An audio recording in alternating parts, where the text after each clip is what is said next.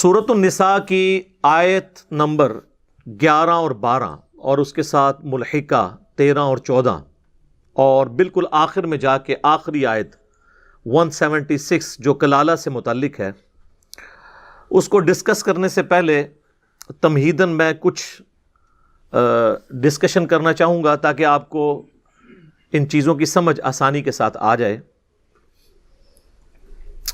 سورۃ النساء کی جو یہ آیات ہیں، انہوں نے اسلام میں جو قانون وراثت ہے اس کو بیان کیا ہے، اور یہ آیات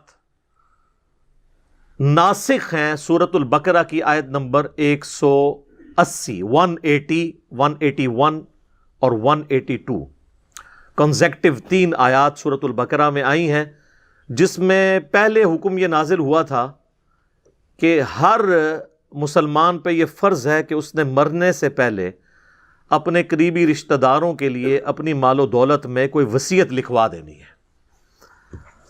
وہ سورۃ البقرہ کی آیت نمبر 180 میں آتا ہے، اعوذ باللہ من الشیطان الرجیم، بسم اللہ الرحمن الرحیم، کتب علیکم اذا حضر احدکم الموت، تم پر یہ فرض کیا گیا ہے کہ جب کبھی بھی کوئی شخص موت کے دہانے پر پہنچ جائے، اسے موت آ جائے، یعنی قریب المرگ ہو، ان ترک خیرا الوصیۃ للوالدین والاقربین، کہ وہ اگر کوئی ترکہ کوئی مال و دولت چھوڑ کر جا رہا ہے تو اس میں وصیت کر دے اپنے ماں باپ اور قریبی رشتہ داروں کے لیے، یعنی بیوی بچوں کے لیے، بالمعروف، معروف طریقے کے اوپر، حقا علی المتقین، یہ اللہ کی طرف سے ایک حق ہے، یہ فرض کیا گیا ہے مومنین کے اوپر، متقین کے اوپر کہ وہ یہ کریں گے۔ فمن بدلہ بعد ما سمعہ، اور اس کے مرنے کے بعد جو کوئی اس کی وصیت کو بدل دے گا، فإنما اثمہ علی الذین یبدلونہ، تو اس کا گناہ ان لوگوں پر ہوگا جنہوں نے اس کے مرنے کے بعد اس کی وصیت کو بدل دیا۔ یعنی اس نے وصیت کی کہ اتنا مال میرے ماں باپ کو ملے، اور بعد میں اس کی اولاد میں سے کوئی قابض ہو کر ماں باپ کو محروم کر دے، تو گناہ جو ہے وہ ان لوگوں پہ ہوگا، اس میت کے اوپر کوئی گناہ نہیں ہے۔ ان اللہ سمیع علیم، بے شک اللہ تعالیٰ سننے والا ہے، علم والا ہے، ایک ایک چیز نوٹ کر رہا ہے، جس کی جو غلطی ہے اس کو اس پہ سزا دی جائے گی۔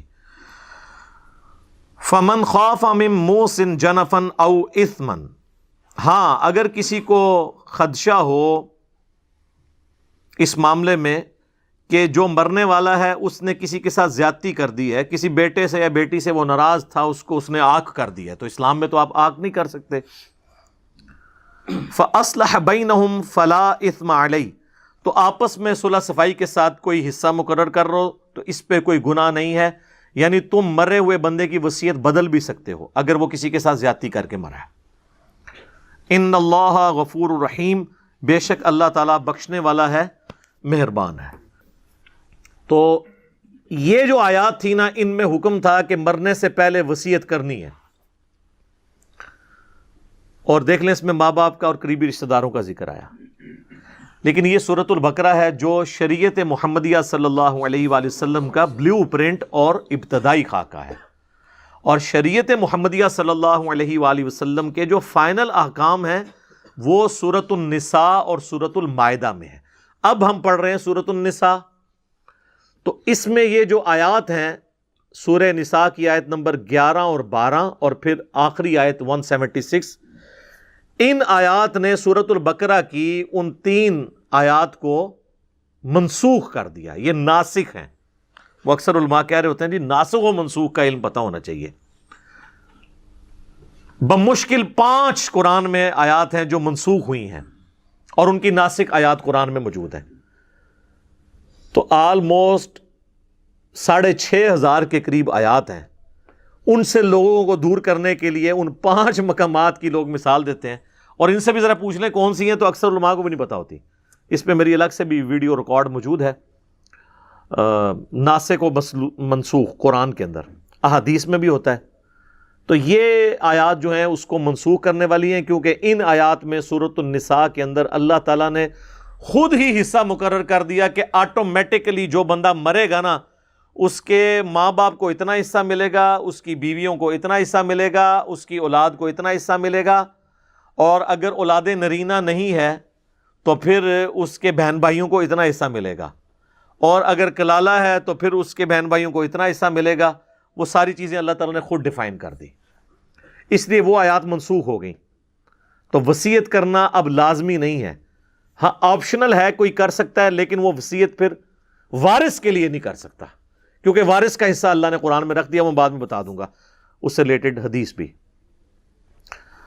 تو قانون وراثت جو ہے اسلام کا، اس کو احادیث کی ٹرمنالوجی میں کہتے ہیں کتاب الفرائض، یا عربی میں کتاب الفرائض ضاد ہے۔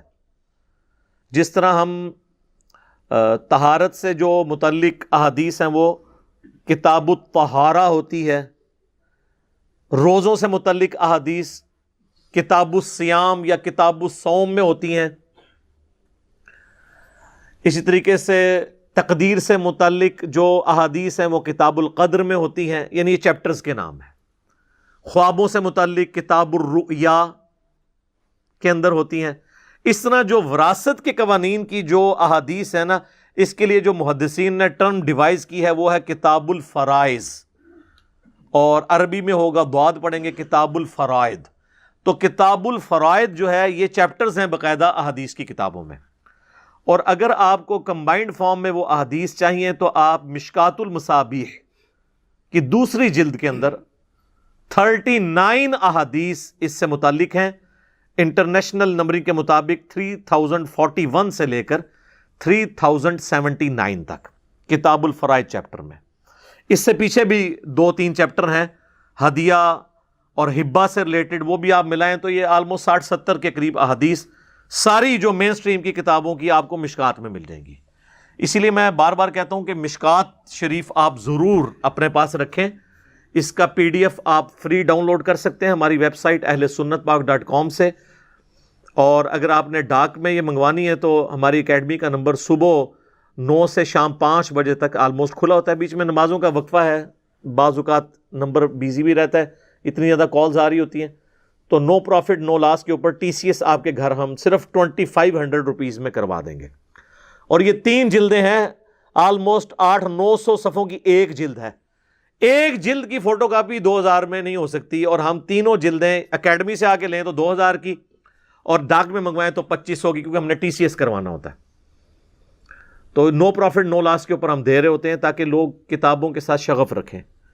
تو اسے میں نے ڈکلیئر کیا ہے انسائکلوپیڈیا آف حدیث، بخاری، مسلم، ابو داؤد، ترمذی، نسائی، ابن ماجہ، اس کے علاوہ بھی آلموسٹ کل 13 کتابوں کے نوٹس ہیں اہل سنت کی مین سٹریم کی مشکات المصابیح کے اندر۔ یوٹیوب پہ میری ایک ویڈیو بھی ہے انٹروڈکشن آف مشکات، وہ آپ دیکھ لیں تو میں نے کافی تفصیل سے اس پہ گفتگو کی ہے۔ تو یہ مشکات اگر آپ کے پاس آ گئی تو آلموسٹ تمام ٹاپکس پہ میجورٹی احادیث آپ کے پاس ایک جگہ پہ آئیں گی، اور یہ بہت بڑی خدمت ہے۔ آج سے آلموسٹ 700 سال پہلے امام ولی الدین تبریزی المتوفی 748 ہجری، اب یہ چل رہا ہے 1442 ہجری، تو آلموسٹ 8 سے 700 سال پہلے انہوں نے یہ کتاب لکھی ہے۔ پوری دنیا کے اندر یہ اہل سنت کے مدارس کے اندر تمام مکاتب فکر جتنے ہیں ان میں پڑھائی جاتی ہے۔ تو اس کے اندر آپ کو کتاب الفرائض چیپٹر میں وہ ساری احادیث مل جائیں گی انشاءاللہ تعالی۔ قانون وراثت کے کانٹیکسٹ میں 3 ٹرمنالوجیز، 3 اصطلاحات کو آپ سمجھ لیں۔ نمبر 1 ہے ہدیہ، یا اسے ہبہ بھی کہتے ہیں، اسے عطا بھی کہتے ہیں، اسے اردو میں تحفہ بھی کہتے ہیں۔ دوسری ٹرم ہے وصیت۔ وصیت یہ ہے کہ کوئی شخص یہ کہے کہ میرے مرنے کے بعد یہ فلاں کو مل جائے۔ ہبہ یہ ہے کہ وہ اپنی زندگی میں کسی کو گفٹ کر دے۔ اور تیسری ٹرم ہے وراثت۔ وراثت یہ ہے کہ آٹومیٹکلی مرنے کے بعد جن جن کا حصہ اس دولت میں بنتا ہے وہ ان کو مل جائے گا۔ تو یہ تینوں ٹرمز الگ سے ہیں، ہبہ یا جسے ہدیہ بھی کہتے ہیں یا گفٹ، وصیت یعنی میرے مرنے کے بعد، گفٹ ہے اپنی زندگی میں اپنے ہاتھوں سے، وصیت میرے مرنے کے بعد فلاں کو ملے، زندگی میں ہی مالک ہوں، اور وراثت آٹومیٹکلی ٹرانسفر ہو جائے گی مرنے کے بعد جس کا جو حصہ ہے۔ اب آ جائے اس میں پہلی ٹرم جو ہے ہدیہ۔ ہدیہ اور گفٹ یہ آپ اپنی زندگی میں اپنے قریبی رشتہ داروں کو بھی کر سکتے ہیں، کسی این جی او کو بھی کر سکتے ہیں، کسی مدرسے کو بھی کر سکتے ہیں، لیکن اولاد میں جب کریں گے تو آپ نے ایکولی ڈسٹریبیوٹ کرنا ہوگا، اور اس میں مرد و عورت کی تفریق بھی نہیں ہوگی، لڑکی ہے یا لڑکا برابر کا حصہ ہوگا۔ اس کانٹیکسٹ میں حدیث ہے صحیح بخاری اور صحیح مسلم کے اندر، سیدنا نعمان ابن بشیر رضی اللہ تعالیٰ عنہ کہتے ہیں کہ میرے والد مجھے نبی علیہ السلام کی خدمت میں لے گئے اور عرض کیا اللہ کے رسول، میں نے یہ اپنا جو بچہ ہے اس کو ایک غلام ہبہ کیا ہے، ہدیہ دیا ہے، تحفہ دیا ہے۔ تو آپ صلی اللہ علیہ وآلہ وسلم نے پہلا سوال یہی کیا کہ کیا تم نے اپنی باقی اولاد کو بھی ایک ایک غلام گفٹ کیا ہے؟ تو انہوں نے کہا نہیں۔ تو آپ نے فرمایا کیا تم یہ خواہش رکھتے ہو کہ تمہاری باقی اولاد بھی تمہارے ساتھ حسن سلوک کرے جس طرح یہ کرتا ہے؟ انہوں نے کہا یا رسول اللہ جی، اپنے آگ لینے کے لیے تو ہر کوئی بندہ ہی تیار ہوتا ہے۔ تو آپ نے فرمایا کہ پھر تم باقی اولاد کو بھی ایک ایک غلام گفٹ کرو، یا پھر اس سے بھی واپس لے لو۔ اور مسلم شریف میں تو یہاں تک الفاظ ہیں کہ انہوں نے عرض کیا اللہ کے رسول صلی اللہ علیہ وآلہ وسلم، میں آپ کو گواہ کرتا ہوں کہ میں نے اپنے اس لائق فائق بچے کو ایک غلام گفٹ کر دیا ہے۔ تو آپ نے فرمایا مجھے اس گناہ کے کام کے اوپر، اس ظلم کے اوپر مجھے گواہ نہ کرو جب تک تم باقی اولاد کو بھی اتنا حصہ نہیں دیتے ہو۔ اور یہ ہے گفٹ، ہدیہ، اپنی زندگی میں دینا۔ اس حوالے سے ایک اور حدیث ہے صحیح بخاری کے اندر کہ اللہ کے محبوب صلی اللہ علیہ وآلہ وسلم نے فرمایا کسی کو گفٹ دے کر واپس لینے والا ایسا ہی ہے جیسا کہ کوئی کتا قے کر کے اس کو چاٹ لے، اور ہمارے لیے ایسی بری مثال نہیں ہو سکتی۔ یعنی نبی علیہ السلام نے فرمایا کہ گفٹ کسی کو دے کے واپس نہیں آپ لیں گے، یہ حرام ہے۔ اس کو سپورٹیو حدیث وہ ترمذی اور ابو داؤد کی بھی ہے جو مشکات کے اندر بھی موجود ہے، اور یہ ساری حدیثیں آپ کو مشکات میں اس چیپٹر میں مل جائیں گی انشاءاللہ، کہ نبی علیہ السلام نے فرمایا کہ کسی کے لیے یہ حلال نہیں کہ وہ کسی کو گفٹ دے کے واپس لے لے، سوائے باپ کے کہ وہ اپنی اولاد کو کوئی گفٹ دے تو وہ واپس لے سکتا ہے، کیونکہ وہ الگ سے حدیث ہے سنن ابن ماجہ کے اندر کہ تو اور تیرا مال تیرے باپ کا ہے۔ باپ اگر اولاد کو گفٹ دیتا ہے نا تو واپس لے سکتا ہے، اور آپ کسی کو گفٹ دیں گے تو آپ واپس نہیں لیں گے، کیونکہ نبی علیہ السلام نے اسے کتے کی مثال بیان کیا اور کہا کہ یہ بری مثال ہے۔ لیکن یہاں پہ یاد رکھیے گا کہ ماں باپ اپنی اولاد کو آنکھ نہیں کر سکتے۔ اکثر ناراض ہو جاتے ہیں تو کہتے ہیں کہ وہ اخبار میں بھی اشتہار دے دیتے ہیں کہ جی میں اپنی ساری منقولہ غیر منقولہ فلاں، وہ پوری جوڈیشری کی لینگویج میں وہ لکھا ہوتا ہے، اس سے میں اپنی اولاد کو آگ کرتا ہوں۔ پاکستان کے قانون میں تو وہ چیز اسٹیبلش ہو جاتی ہے، لیکن اسلام میں کوئی باپ اپنی اولاد کو آگ نہیں کر سکتا، اس طریقے سے باقی رشتہ دار بھی، کیونکہ اللہ کے حکم کو توڑ نہیں سکتے نا۔ قطع رحمی تو آپ کر ہی نہیں سکتے، رحمی رشتوں کو کون کاٹ سکتا ہے؟ کوئی کتنا بھی نافرمان بیٹا ہو، باپ یہ تو نہیں کہہ سکتا یہ میری اولاد نہیں ہے۔ اور دوسرا مال و دولت تو اللہ کا دیا ہوا ہے، وہ اگلی نسل میں ٹرانسفر ہونا ہی ہونا ہے، کوئی ماں باپ اپنی اولاد کو آنکھ نہیں کر سکتے۔ باقی وہ جو ناراضگی کا سبب اولاد بنتی ہے ان کا وبال اس اولاد پہ ہوگا، دنیا میں بھی آخرت میں بھی، لیکن آپ اللہ کی حد کو توڑ نہیں سکتے۔ تو یہ آنکھ والا کام جو ہے نا بالکل حرام ہے۔ اور اسی طریقے سے کوئی شخص اپنی زندگی میں سب کچھ ہی کسی مدرسے کو گفٹ کر دے، کسی این جی او کو دے دے، نہیں۔ آپ اپنی زندگی میں گفٹ بھی کریں گے نا تو اپنے پورے مال کا 1/3 حصہ صرف گفٹ کر سکتے ہیں، اور یہ بھی زیادہ سے زیادہ ہے اور پسندیدہ نہیں ہے۔ 1/3، اگرچہ اس پہ ڈائریکٹ حدیث کوئی نہیں ہے، لیکن ایک اور حدیث ہے جو وصیت سے متعلق ہے، اس میں 1/3 کا ذکر ہے۔ اس کو دیکھتے ہوئے اکثر جو اہل سنت کے علماء ہیں ان کا یہی موقف ہے کہ آپ اپنا 1/3 سے زیادہ مال کسی کو گفٹ نہیں کر سکتے، اور نہ اپنی زندگی میں اپنے ہاتھوں سے وراثت تقسیم کر سکتے ہیں. یہ بھی بعض لوگ کہتے ہیں نہیں پچھو لڑن گے میں آپ ہی ونڈ جاواں. نہیں، وراثت شروع ہی ہوتی ہے مرنے کے بعد. زندگی میں آپ کیسے بانٹ سکتے ہیں؟ آپ بانٹ کے سائڈ میں ہوئے، ایک بیٹا مر گیا، ہاں تو وہ اس بیٹے کو جو آپ نے دیا ہوا ہے وہ تو اس کا حق ہی نہیں تھا. اب الٹا اس کی دولت آپ کو ملے گی، تو آپ نے خود ہی اپنی دولت اس کو دے دی. نہیں، مرنے کے بعد وراثت شروع ہوگی. زندگی میں ہبہ ہوگا. اب وہ دوسری ٹرم اس کی طرف آ جائیں، وہ ہے وصیت. وصیت کے حوالے سے جامعہ ترمذی اور ابو داؤد میں حدیث ہے جو مشکات میں موجود ہے کہ اللہ کے محبوب صلی اللہ علیہ وآلہ وسلم نے فرمایا کہ اللہ نے اپنی کتاب کے اندر وارث کا حصہ رکھ دیا ہے، یعنی قرآن کے اندر. اب کسی کے لیے حلال نہیں کہ وہ اپنے وارث کے لیے کوئی وصیت کرے کہ یعنی یہ میرا بیٹا بڑا خدمت گزار ہے تو اس کو وہ حصہ تو ملے ہی ملے جو میرے مرنے کے بعد جائیداد میں سے ملنا ہے، اور کچھ میرا یہ فالتو جو چیز ہے یہ بھی اس کو ملے. نہیں، اس کو اتنا ہی ملنا ہے جتنا اللہ نے اپنی کتاب کے اندر رکھا ہے. تو وارث کے لیے وصیت نہیں ہو سکتی. وصیت ادر دین وارث ہوگی. مثلا کسی لے پالک بچے کو آپ وصیت کر سکتے ہیں کیونکہ وہ تو آپ کا حقیقی نہیں ہے، تو آپ کی وراثت تو نہیں اسے ملے گی. کسی این جی او کو کر سکتے ہیں، کسی ایسے رشتہ دار کو کر سکتے ہیں جسے وراثت میں حصہ تو نہیں ملنا لیکن اس نے آپ کی بڑی خدمت کی بڑھاپے میں، کوئی آپ کا خادم ہے تو آپ اسے وصیت کر سکتے ہیں اور 1/3 تک کر سکتے ہیں. جو آٹومیٹکلی ملنا تھا نا کسی کو اس سے بڑھ کر. اسی طریقے سے کسی کا بیٹا فوت ہو گیا تو اب پوتوں اور پوتیوں کو تو جائیداد میں حصہ نہیں ملے گا، تو دادا جو ہے اپنی زندگی میں اپنی بہو کے نام پہ، اپنے پوتے اور پوتیوں کے نام پہ 1/3 مال کی وصیت کر سکتا ہے اور گفٹ بھی دے سکتا ہے 1/3 مال. یہ 1/3 کا فگر اس حدیث سے ہے جو بخاری اور مسلم دونوں میں ہے. صحیح بخاری اور صحیح مسلم کی متفق علیہ حدیث ہے، یعنی دونوں کتابوں میں ہے. سعد ابن ابی وقاص رضی اللہ تعالیٰ عنہما کہتے ہیں کہ فتح مکہ کے موقع پر میں اتنا بیمار ہوا کہ مجھے یہ یقین ہو گیا کہ اب میں زندہ نہیں بچ پاؤں گا.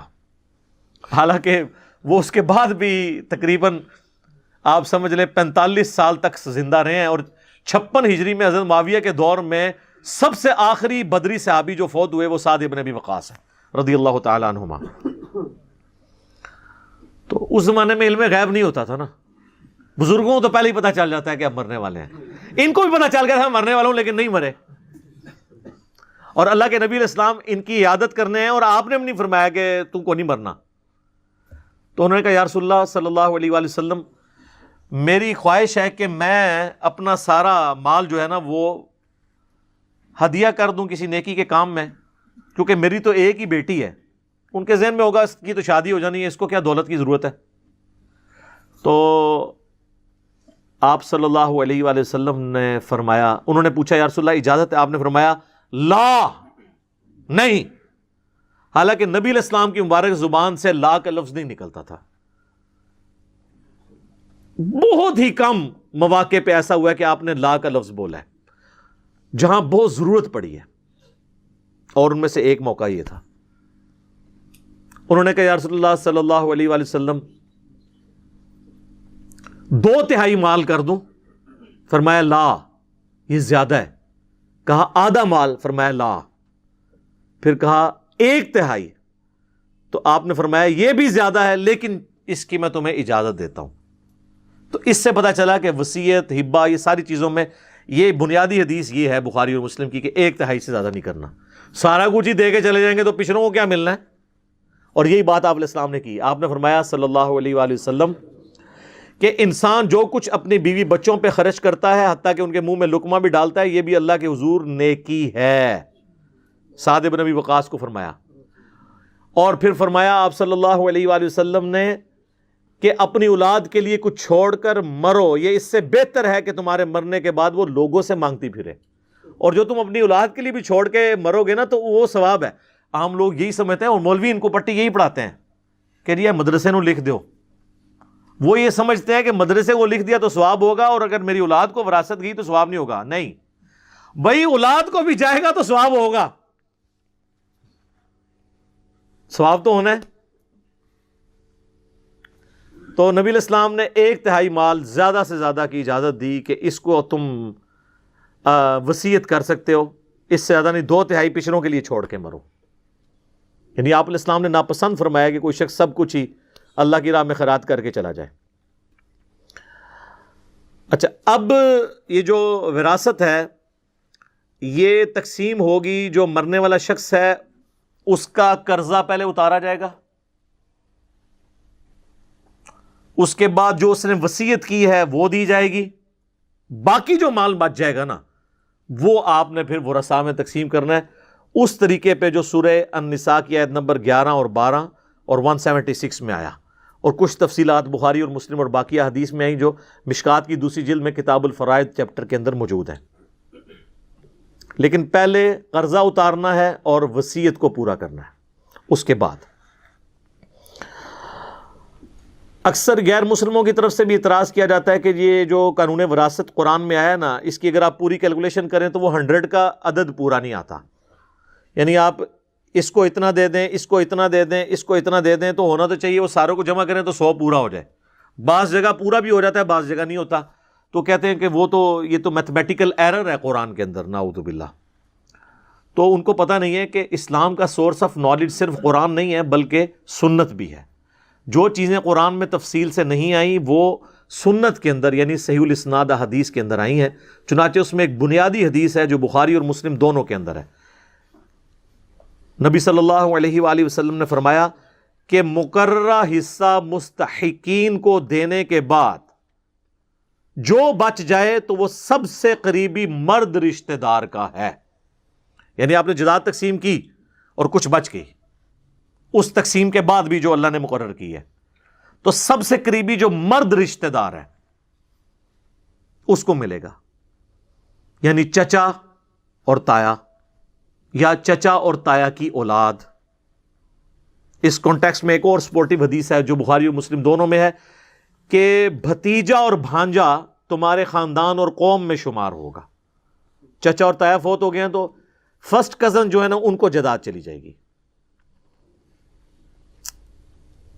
اور ایک اور ایشو اسی سے ریلیٹڈ ہے، وہ بخاری اور مسلم دونوں میں حدیث ہے. نبی علیہ السلام نے فرمایا کہ مسلمان کسی کافر کا وارث نہیں ہوگا اور کوئی کافر مسلمان کا وارث نہیں ہوگا.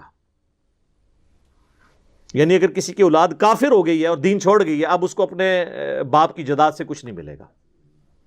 اور ایک اور کریٹیکل حدیث ہے جو جامعہ ترمذی میں ہے کہ قاتل مقتول کا وارث نہیں ہے. یہ اکثر آپ سنتے ہیں نا ٹی وی پہ بھی کہ اولاد نے جائیداد کی خاطر باپ کو مار دیا. تو جامعہ ترمذی میں حدیث ہے، مشکات میں بھی ہے کہ قاتل اپنے مقتول کا وارث نہیں ہو سکتا. سگا بیٹا بھی ہے، قرآن میں حصہ موجود ہے.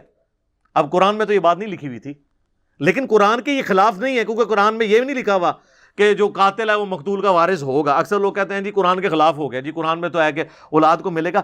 خلاف تب ہوگا جب 180 ڈگری سٹیٹمنٹ ہوگی. تو قرآن میں کہیں لکھا ہوا ہے کہ قاتل جو ہے وہ اپنے مقتول کا وارث ہو سکتا ہے؟ وہ کہتے ہیں نہیں، لکھا تو نہیں ہوا لیکن انڈرسٹوڈ ہے. نہیں، انڈرسٹوڈ نہیں ہوتا.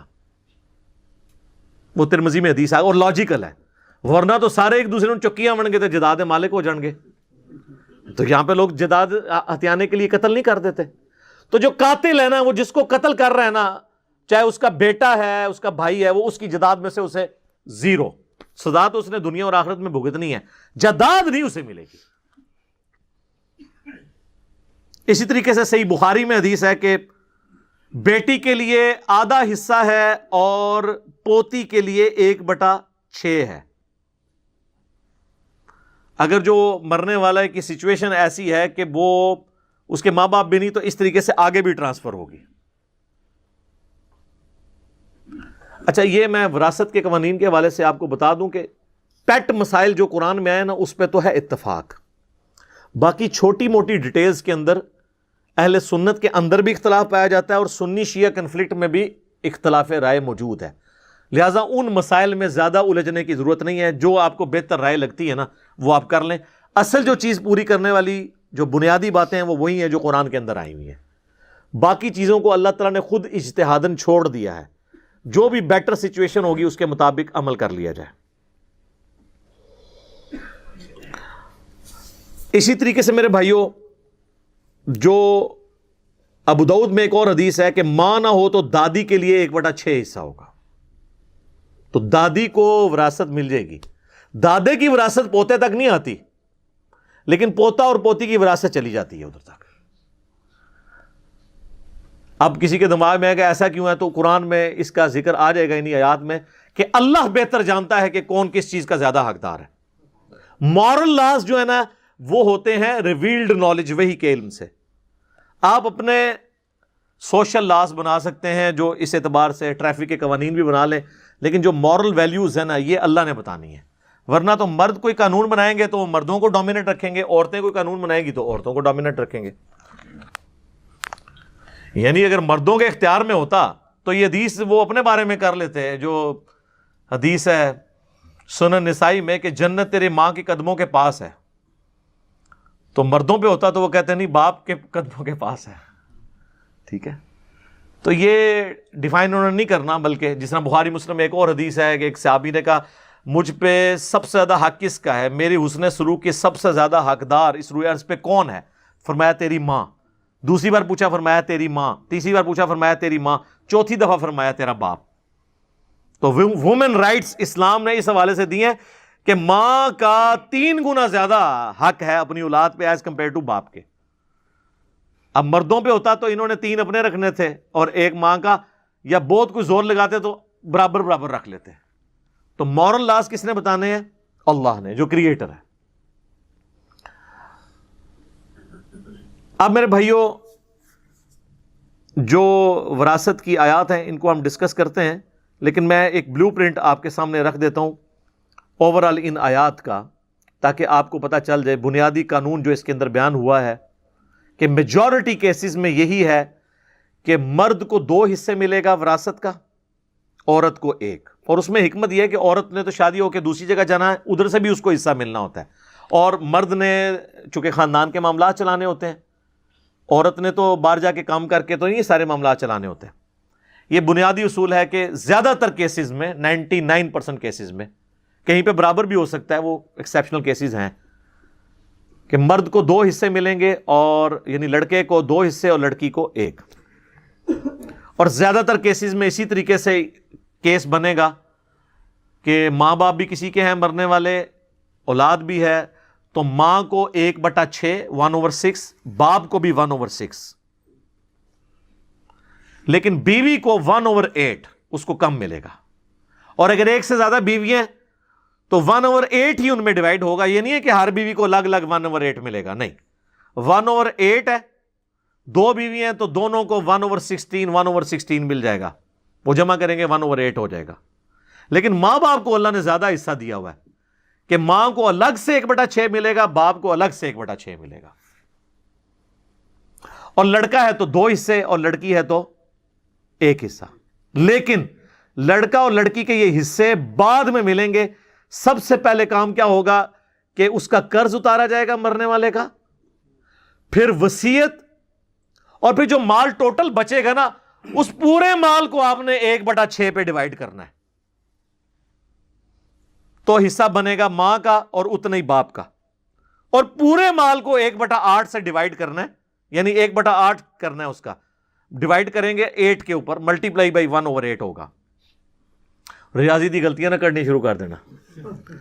تو 6 پہ ڈیوائڈ کریں گے پورے مال کو, تو ماں کا پورے مال میں سے اور اتنا ہی باپ کا, اور پورے مال کو ڈیوائڈ کریں گے 8 کے اوپر تو بیوی کا, اور اب جو بچ گیا تو وہ کتنا بچے گا, سارے نکال کے نا اب کچھ رقم بچ جائے گی, مال و دولت کچھ بھی, تو اس کو آپ نے اس طرح ڈیوائڈ کرنا ہے کہ لڑکی کو 2 حصہ اور لڑکے کو 2 حصے اور لڑکی کو 1.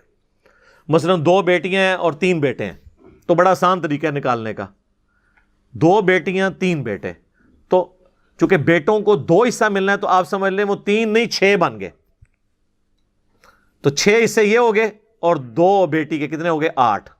تو جو مال بچ گیا اس کو 8 پہ ڈیوائڈ کریں گے, جو رقم نکلے بیٹی کو اتنی, اور جو رقم نکلے اس سے ڈبل بیٹوں کو. تو یہ آسان طریقہ ہے کیلکولیٹ کرنے کا. باقی پھر اس میں یعنی اگر اولاد نہیں ہے تو پھر بیوی کو ڈبل ہو جائے گا, 1/8 کی بجائے 1/4 آ جائے گا.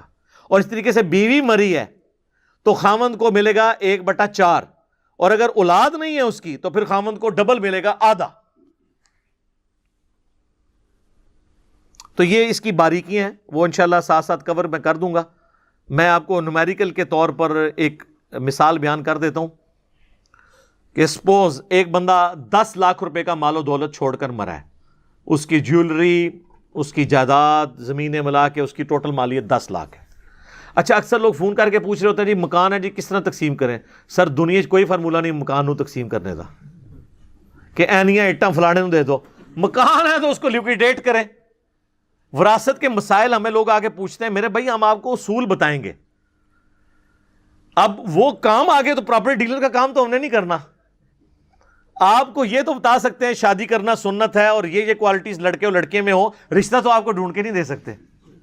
تو یہاں پہ بھی یہ آپ نے خود کرنا ہے، جو بھی دولت ہے اس کو آپ یہ سپوز کر لیں کہ آپ نے اس کو لے کے آنا ہے پیسوں کی فارم میں، اس کے بعد ہی تقسیم ہوگی نا۔ یہ تو ہو ہی نہیں سکتا کہ آپ کہیں جی اتنی دکانیں ہیں، 3 میں انہوں دے دیں، 2.5 انہوں دے دیں، بھائی قیمت جب تک نہیں لگوائیں گے کیسے پتہ چلے گا؟ ایک دکان کی ہو سکتا ہے اس کی ایک دکان 3 سے زیادہ مہنگی ہو، تو بہتر ہے کہ ساری جائیداد کو بیچیں۔ ہاں یہ ہو سکتا ہے کہ اگر ورثہ خود آپس میں کچھ کر لیں طے کر کے، پھر جواز موجود ہے، لیکن وہ والا طے نہ ہو جس طرح وہ کہتے ہیں جی وہ بہنوں نے تو کہہ دیا ہم نے لینا ہی نہیں ہے اور بہنوں نو فارغ کر دیں۔ میں تک نہ کسی بھن دے ہاتھی جا کے تسی 3 لاکھ روپے رکھو تو پھر بھرا نو کہ اے لے بھرا ہے گفٹ لے لے۔ وہ بہنوں کو پتہ ہوتا ہے کہ جناب یا بھرا رکھ لئیے یا جائیداد لے لئیے، کیونکہ عورتوں کو تو ہر وقت انسیکیورٹی رہتی ہے نا کہ اگر ہم یہاں سے طلاق ہوگی تو پیچھے ہم کہاں جائیں گی۔ تو ان کو رشتہ داروں کا، اور اکثر اوقات عورتوں کے اندر یہ خامی ہے کہ ان کو اپنے بھائی اور بھائیوں کی اولاد بعض اوقات اپنے خاوند اور اپنی اولاد سے بڑھ کے عزیز ہوتے ہیں، چاہے وہ جتنا مرضی ذلیل کریں ان کو۔ تو اس لیے وہ کہتے ہیں جائیداد نہ ہی مطلب نہ ہی لیں ان سے۔ ویسے تو آپ ذرا جو کہتے ہیں نا جی اس طرح گفٹ ہو سکتا ہے، تو وہ عورت ایک دفعہ پیسے لے اور اپنے خاوند اور بچوں کو بھی بتا دے کہ جی میرا 30 لاکھ روپے مجھے ملا ہے باپ کی طرف سے، تو بچوں میں آپ کو گواہ کرتی ہوں کہ میں اپنے بھائی کو گفٹ کر رہی ہوں، تو میں تک نہ کیڑا بچہ کرن دینا ہے۔ سب کہانیاں بنائی ہوئی ہیں، ان سے نمازیں پڑھوا لیں، داڑیاں رکھوا لیں، باقی سارے نیکی کے کام کروا لیں، بہنوں کی جائیداد یہ ہڑپ کر لیتے ہیں۔ اور وہ ہم پڑھ چکے ہیں سورہ نساء میں کہ جو لوگ یتیموں کا مال نہ حق کھا رہے ہیں، جائیداد چاہے یتیم کی ہو یا غیر یتیم کی، وہ اپنے پیٹوں میں دوزخ کی آگ بھر رہے ہیں۔ ہاں جی، اور بخاری مسلم میں حدیث ہے جس نے ایک بالشت کسی کی زمین دبا لی 9 انچ، 7 زمینوں کا توق اس کے گلے میں ڈالا جائے گا قیامت والے دن۔ یہاں پورے پورے پلاٹ ہڑپ کر جاتے ہیں، مذاق بنایا ہوا ہے، اور پھر کہتے ہیں کہ جی وہ جی بہنوں نے خود ہی معاف کر دیے۔ بہنیں بیچاری کیا کریں؟ اور بعض اوقات یہ بھی کیڑا ہوتا ہے کہ جی وہ یہ بہن جب ہم نے شادی کی تھی اس کو زیور اور ہم نے جہیز دے دیا تھا تو وہی وراثت ہوگی۔ نہ سر، وہ ہبہ ہے، گفٹ ہے۔ وراثت تو مرنے کے بعد ہوتی ہے، اس کا وراثت سے کوئی تعلق نہیں ہے، وراثت تو آپ کو دینی ہوگی۔ اور کئی اس سے زیادہ ہوشیار بنتے ہیں نا تو وہ مطلب اپنی زندگی میں ہی نا وہ جو ماں باپ ہے نا وہ اپنے بیٹوں کے نام کر کے نا جائیداد، اور بیٹیوں کہتے ہیں کہ تنو اینا نا سی زیور پاتا ہے جہیز تو تسی تو وراثت نہیں لبنی۔ تو اب مجھے بتائیں بچیوں نے کیا ماں باپ کو کیا کہنا ہے؟ زیادتی کر رہے ہوتے ہیں۔ ہمارے پاس تو کئی ایسے نیک سیرت لوگ بھی آئے کہ انہوں نے کہا کہ جی ہمارا باپ اس طرح ہماری بہنوں کو محروم کر گیا تھا، لیکن ہم چاہتے ہیں کہ اپنے باپ کو اس عذاب سے بچائیں جو آخرت میں وہ بھگت رہا ہوگا، تو اب مرنے کے بعد ہم بہنوں کو جائیداد دے دیں۔ تو میں کہتا ہوں بالکل ضرور دیں۔ اور کئی لوگ کہتے ہیں جی خود بھگتیں گے، ہمارا تو کوئی قصور نہیں ہے۔ تو پھر میں ان کہتا ہوں لعنت ہے تیری اولاد ہونے کے اوپر کہ جس باپ نے اتنی محنت سے کمایا تیرے لیے، اور کمایا اس نے تھا اور تجھے دے کے چلا گیا، اور تو اس کے کمائے ہوئے سے اس کی بچیوں کو دے کر اس کو آخرت کے عذاب سے بچانے کے لیے تیار نہیں ہو رہا، تو لعنت ہے تیرے اوپر۔ تو کیسی اولاد ہے کہ تو نے کمایا بھی نہیں، کمایا تیرے باپ نے تھا، تجھے گفٹ کر گیا، غلط کام کر گیا، اور اب تو اپنے باپ کو عذاب سے بچانے کے لیے اپنے باپ کا مال ہی اسی کی اولاد کو دینے کے لیے تیار نہیں ہو رہا۔ تو یہ بھی لوگ کرتے ہیں۔ تو انسان کو غور کرنا چاہیے کہ وہ صرف چند ایک رسومات تک دین کو فالو کر رہا ہے، کیا وراثت کے قوانین میں بھی اس نے دین کا کوئی حصہ رکھا ہوا ہے، یا اس کو اسی طریقے سے چھوڑ دیا؟ تو اب سپوز کوئی بندہ 10 لاکھ روپے چھوڑ کر مرا ہے، 2 لاکھ اس پہ قرضہ تھا، باقی کتنے رہ گئے؟ 8 لاکھ۔ 1 लाख کی اس نے کوئی وصیت کی ہوئی تھی کسی این جی او کے لیے, مدرسے کے لیے, کسی غریب آدمی کے لیے. باقی کتنے رہ گئے؟ 7 لاکھ. اب یہ جو 7 لاکھ بچا ہے نا, اس کو آپ سیدھا 8 کے اوپر ڈیوائیڈ کریں گے اور جو نکلے گا سیدھا اس کی بیوی کو جائے گا. وہ بن رہا ہے 87,500. اور اگر 2 بیوی ہیں تو 87,500 کو 2 پہ ڈیوائیڈ کر کے دونوں کو آدھا آدھا دیں گے. اور یہ پورا مال 7 لاکھ, اس کو دوبارہ سے آپ نے ڈیوائیڈ کرنا ہے 6 کے اوپر, تو یہ بنے گا 1,16,667. 667. بیوی کا تو بنا تھا 87,500, یہ بنا 1,16,667. 667 زیادہ. تو اتنا ہی ماں کو, اتنا ہی باپ کو. ماں کو بھی دے دیا, باپ کو بھی دے دیا, بیوی کو بھی دے دیا. تو اب جو 7 لاکھ میں سے آپ بیوی کا بھی نکال دیں, ماں کا بھی نکال دیں, باپ کا بھی نکال دیں, جو باقی بچے گا نا وہ اب اولاد میں تقسیم ہونا ہے. اگر 2 بیٹے 1 بیٹی ہے تو ہم یہ سمجھ لیں گے کہ 2 نہیں 4 ہیں, کیونکہ بیٹے کو ڈبل ملنا ہے. تو 4 اور 1 بیٹی 5. 5 پہ ڈیوائیڈ کریں گے تو جو رقم آئے گی نا وہ آپ دے دیں گے اس کی بیٹی کو, اور اتنی رقم ڈبل کر کے, یعنی 2 دفعہ بیٹے, 1 بیٹے کو اور 2 دفعہ دوسرے بیٹے کو. یہ سمپل ہے. باقی میں نے آپ کو ایک جنرل پورا ایک بلیو پرنٹ کلیئر کر دیا. سورہ نساء کی آیت نمبر 11 اور 12 ہم جلدی سے کور کر لیتے ہیں, اور کلالہ والی آیت جو آخری ہے 176 اس کو بھی.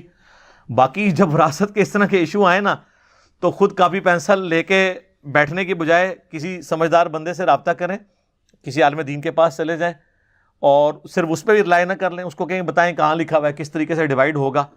اور یہ فون پہ نہیں یہ مسئلے حل ہوتے ہیں. اکثر لوگ فونوں کے چکر میں پڑے ہوتے ہیں, فون پہ نہیں پتا ہوتا. اب فون پہ کیسے پتا ہے کسی پہ کیا قرضہ ہے؟ کئی لوگ مسائل پوچھتے ہیں, وہ آدھی بات بتاتے ہیں, آدھی بتاتے نہیں ہیں. فون پہ نہیں ہے, ریٹن میں فتویٰ مانگا جاتا ہے, اور اس میں سارے سٹیک ہولڈر موجود ہوں. یہ نہ ہو کہ آپ غلط بیانی کر رہے ہو. تو ہماری اکیڈمی میں لوگوں کے فون آتے رہتے ہیں, جی یہ تقسیم کر دیں. جی وہ میرے بھائی پوری دنیا میں اور کوئی جگہ نہیں ہے. وراثت کی تو چیزیں وہ ہیں جو قرآن کے اندر آئی ہیں, اس میں تو اختلاف ہی کوئی نہیں ہے. اس میں تو حنفی شافی والا مسئلہ ہی نہیں وراثت کے قوانین کے اندر. میجورٹی چیزوں میں وہ بہت ایکسیپشنل کیس ہے جس میں کوئی چیز ایسی آ جائے, ادروائز عام جو کیسز ہوتے ہیں نا وہ اسی طریقے سے ہو رہے ہوتے ہیں. تو اس کے لیے جو ہے نا وہ آپ کسی بھی ذمہ دار عالم دین سے رابطہ کریں, خود اس کے پاس کیلکولیٹر لے کے بیٹھ جائیں اور ڈیوائڈ کر کے جو جو حصہ بنتا ہے, جس کا بنتا ہے وہ اس کو دیں. اور یہ جو بہنوں سے معافی والا چکر ہے نا, اس سے آپ بچ کے ہی رہیں, یہ بہت بڑا فتنہ ہے.